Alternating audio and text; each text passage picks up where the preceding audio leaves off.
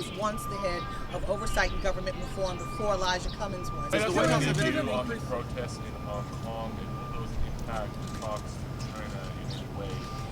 Well, the president said yesterday he looks forward to going to the G20 and having a meeting with President Xi on any number of issues. Perhaps he'll raise that. He certainly will keep talking about trade. And he'll keep talking about fentanyl, which is killing tens of thousands of people in this country every year. I refer to it as Chinese fentanyl. They can tell me, they can show me it's not. Until then, I'll keep saying it.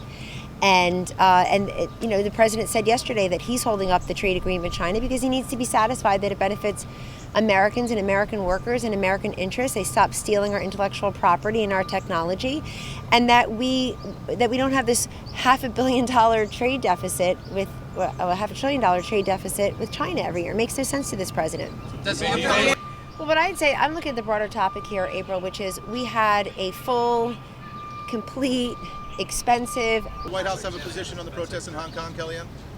I answered that before. I think I think you should ask the president that when you have a press avail today. Obviously, we want people to live in peace and prosperity, and we're pretty remarkable to see that many people taken to the street. And when the president meets with President Xi, perhaps that will be raised. Certainly, they'll be talking about trade, fentanyl, and a number of different issues, but that certainly has caught our attention in the White House. They do not have to go to the American public or go amongst themselves. Should the women on Team USA Soccer be paid the same as the men on the American soccer? Well, I believe as a general principle that equal pay for equal work is the way to go. I always made sure I was the highest compensated member at my firm, and I'm happy that the president has so many women in senior positions here in the White House and in his administration. So what can the White House do? Will the president and you want the White House to interfere with U.S. soccer and what they pay their players? I think the president can interfere with a lot. Would you like a raise at NBC News? Should we do that too? Should I give a call there today? The American soccer team obviously is funded with support of the United States. So wouldn't the president support that, and why hasn't he? The president is for equal pay for equal work, and we're not interfering. Well, hold on. We're not interfering with U.S. Soccer. We're celebrating their athletic achievements, and we're celebrating the patriotism that we should all feel about those incredibly talented women on the field. It was really great. I was watching a little bit of it yesterday against Thailand, and it looked more like a football score than a soccer score, no doubt.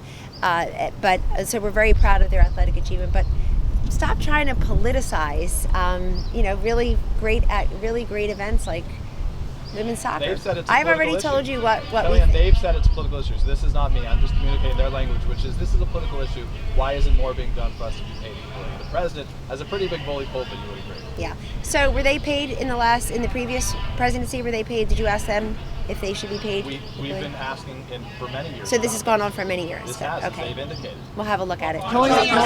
I haven't seen the exact schedule. But as you know, the president's always open to bilateral meetings at these larger gatherings.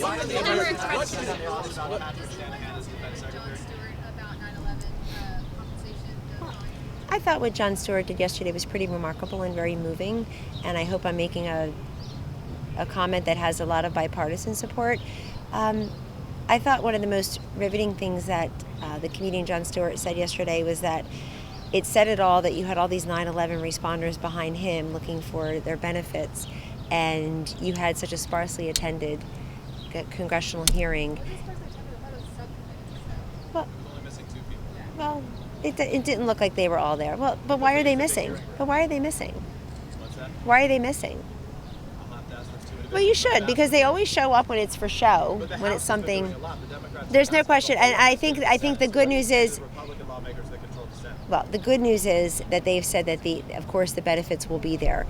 But I think anytime a celebrity uses a platform for good, for the benefit of others in such a way, in such a frankly nonpartisan way, we should at least take a look at that. So many of them are unfunny and use their platforms to sort of try to harass and embarrass people they disagree with politically, or who they would prefer didn't work in this building. So good for Jon Stewart for tackling such an important issue, and for those responders, the responders and others who were behind him, reminding us that they live every day with the consequences of one of the greatest tragedies that ever happened on American soil. Kellyanne, is the president, were there lessons learned on police?